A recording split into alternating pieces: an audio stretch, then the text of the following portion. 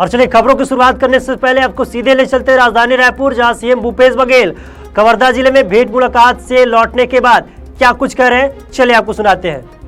पंडरिया विधानसभा में कल एक दिवसीय भेंट मुलाकात कार्यक्रम और इंदौरी और पुगदूर में 2 जगह कार्यक्रम और पंडरिया में रात्रि शाम विभिन्न समाज के लोगों से मुलाकात हुई और जो शासकीय योजनाएं हैं उसके बारे में लोगों से फीडबैक लिया, जानकारी भी दी और लोगों में बहुत उत्साह है हमारे योजनाओं से जो लाभान्वित है, चाहे गोधन न्याय योजना हो, चाहे राजीव गांधी किसान न्याय योजना हो, भूमि श्रमिक न्याय योजना हो, सबका लाभ लोगों को मिल रहा है। तो काफ़ी लोगों में उत्साह देखने को मिल रहा है।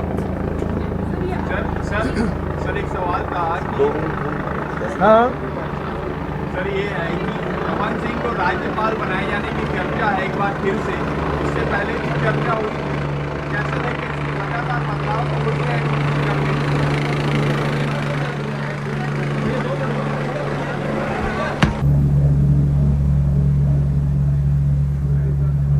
जहाँ तक के राजनीतिक दृष्टिकोण से देखें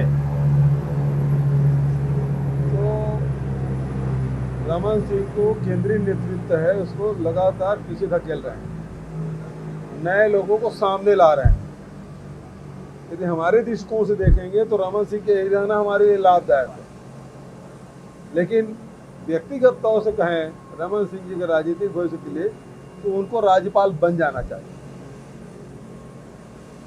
तो सर आप कह रहे हैं कि छत्तीसगढ़ की राजनीति से भी उनको बाहर होना चाहिए, जाना चाहिए बाहर। मैं नहीं कह रहा हूँ, मेरे लिए कांग्रेस के लिए तो लाभ इसी में है कि रमन सिंह यहाँ रहे, लेकिन यदि व्यक्तिगत रूप से पूछें उनके राजनीतिक जीवन के हिसाब से तो उनको राज्यपाल बन जाना चाहिए।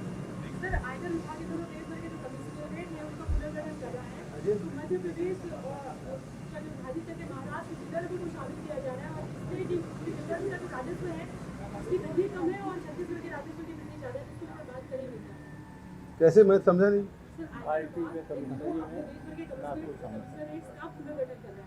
पहले मध्य प्रदेश छत्तीसगढ़ होता था, उसको विदर्भ में कर रहे हैं, तो उसका ये होगा कि राजस्व जो है वो विदर्भ की तरफ पास किया जाएगा, तो इसलिए किया जा रहा है कि उधर घाटा है और ये जो छत्तीसगढ़ का राजस्व लगातार बढ़ रहा है, तो इसको लेकर बात। और छत्तीसगढ़ को कहाँ जोड़ रहे हैं? विदर्भ में। अब वो केंद्रीय उन लोगों जो व्यवस्था है, भोपाल से रायपुर आने में थोड़ा सा उनको समय लगता है, नागपुर में ज़्यादा कंट्रोल करेंगे कि रोज़ आना जाना उनका लगा रहता है। वो राजस्व के हिसाब से नहीं है, वो छापे के हिसाब से पुनर्गठन जो है। सर केंद्र में कनकी की खरीदी पर रोक लगाना है, बिल्कुल गलत किया है। आयरन ओर के और कनकी पे जो निर्यात है उसे रोक लगाया जाना मतलब छत्तीसगढ़ के हितों के लिए नुकसानदायक है।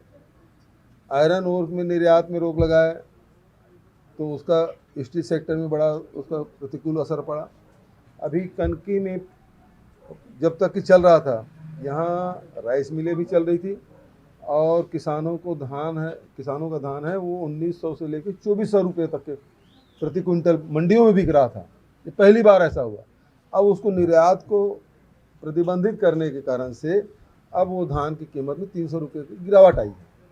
ये फर्क पड़ा है, तो निर्यात क्यों रोकना चाहिए? सर बीजेपी आरक्षण के मुद्दे को लेकर आदिवासी नेताओं के बंगलों का घेराव करेंगी, ये संभाग में भी संभाग में। भारतीय जनता पार्टी आरक्षण के मामले में अपनी स्थिति स्पष्ट करे। मैं कल भी बोला था जाते जाते और आज भी बोल रहा हूँ, वो आरक्षण के मामले में अपनी स्थिति स्पष्ट करे। मैं पूछना चाहता हूँ वो आरक्षण के बारे में क्या कहते हैं। एक सेकंड सर भारत जोड़ो यात्रा हाँ, आरक्षण के मामले में मेरा कहना स्पष्ट है कि हम तो लड़ाई लड़ रहे हैं। आदिवासियों के हक की बात थी। 2005 से भारत सरकार का निर्देश आ गया था कि अनुसूचित जाति जनजाति को उसके जनसंख्या के अनुसार उनको उतना प्रतिशत आरक्षण दिया जाए, लेकिन रमन सिंह 2005 से लेकर 2011 तक के रोक लगा कर रखे थे। 2011 में जब आंदोलन हुआ तो 2012 में उन्होंने फिर एक नोटिफिकेशन लिया और उसके बाद लोग कोर्ट गए और कोर्ट में स्टे लिया राज्य सरकार ने।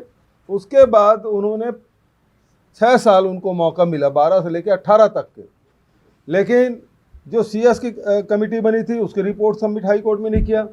ननकी राम कंवर के अध्यक्षता में कमेटी बनी थी, उस रिपोर्ट को भी सबमिट नहीं किया। इन 6 सालों में रमन सरकार ने किया क्या? और अब जब आरक्षण, कांग्रेस की जहाँ तक की बात है, कांग्रेस ने जनसंख्या के आधार पर आरक्षण देने की बात कही है और जिसका जितना हक है वो मिलना चाहिए और उसके लिए हम प्रयास भी कर रहे हैं। अभी जिस प्रकार से मंडल आयोग की जो सिफारिश है OBC 27% मिलना चाहिए, वो मिले। SC की जनसंख्या 13% है तो उतना मिले जो 2011 की जनगणना के हिसाब से। ST की जो जनसंख्या है 32% है, उसके हिसाब से मिले। और EWS के लोकसभा में पारित किया था 10%, उसके हिसाब से मिले, तो हमने तो 72% किया।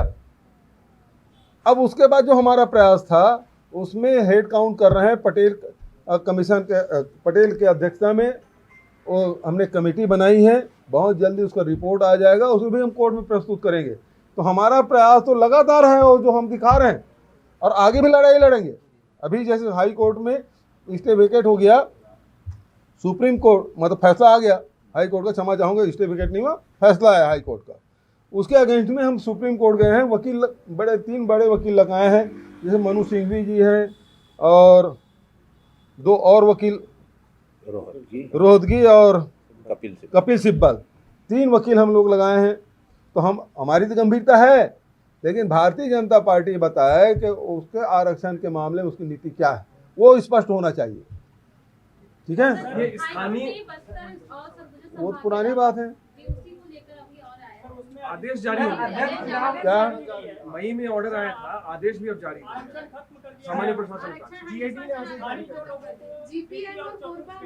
सरगुजा और बस्तर के लोग, हाँ, वो जो हम लोग मिनी PSC जो बनाए थे तो उसको कर दिया गया है, लेकिन अब उसके बाद ये वहाँ के बस्तर और सरगुजा के आदिवासियों के हितों का हम पूरा ध्यान रखेंगे। सर, अध्यक्ष चुनाव कांग्रेस में सरोज जी और उनके बीच हो रहा है, अभी आपको किसके साथ में रहेंगे?